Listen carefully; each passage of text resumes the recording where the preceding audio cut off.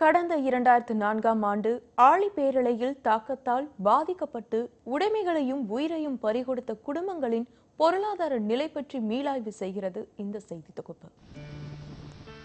கணவன் விட்டுச் சென்ற பணிகளை தொடர்ந்து தனது குடும்பத்தை சிறப்பாக வழிநடத்தி செல்வதே சுனாமியால் இறந்த தனது கணவனுக்கு செலுத்தும் உண்மையான அஞ்சலி என கடந்த 12 வருடங்களாக தனது குடும்பத்தை தாங்கி பிடித்து வரும் இவர் வீரம்மாள்.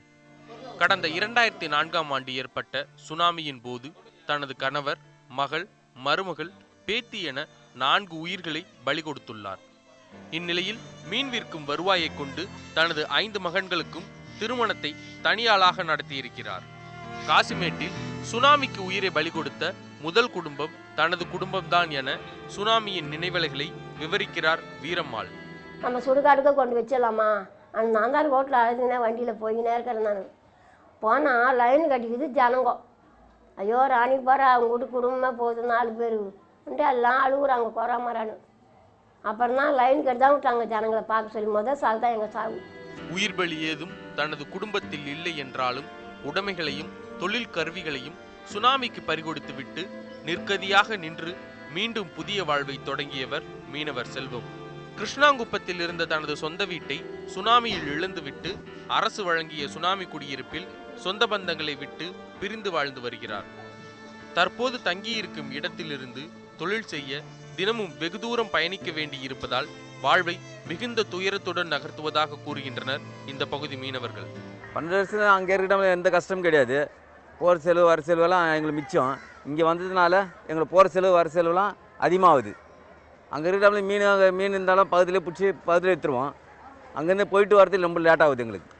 இங்கே இருந்தால் மட்டும்தான் அதை அன்னைக்கு வாழ்க்கை அன்னைக்கு பண்ண முடியும். இப்போ இதை விட்டு வேறு இடம் கொடுத்தா பஸ் ஏறி போனோம். நாங்கள் பண்ணுறது 10 மணிக்கு வரும், 11 மணிக்கு வரும், 2 மணிக்கு வரும், 3 மணிக்கு வரும், டைமிங் கிடைக்காது. அப்போ எங்களுக்கு பஸ்ஸு கிடைக்காது, ஆட்டோவும் கிடைக்காது. அப்போ அன்றைக்கி அன்னாட காசு தான். அப்போ ஒரு நாள் பட்டினியாக இருப்போம், ஒரு நாள் சாப்பிடுவோம். உழைக்கிறானையும் சாப்பிட வேண்டியதான், உழைக்காதையும் பட்டினியாக இருக்க வேண்டியதான். இந்த இடத்துல வீடு கொடுத்தா எல்லாருமே சந்தோஷமாக இருப்போம்.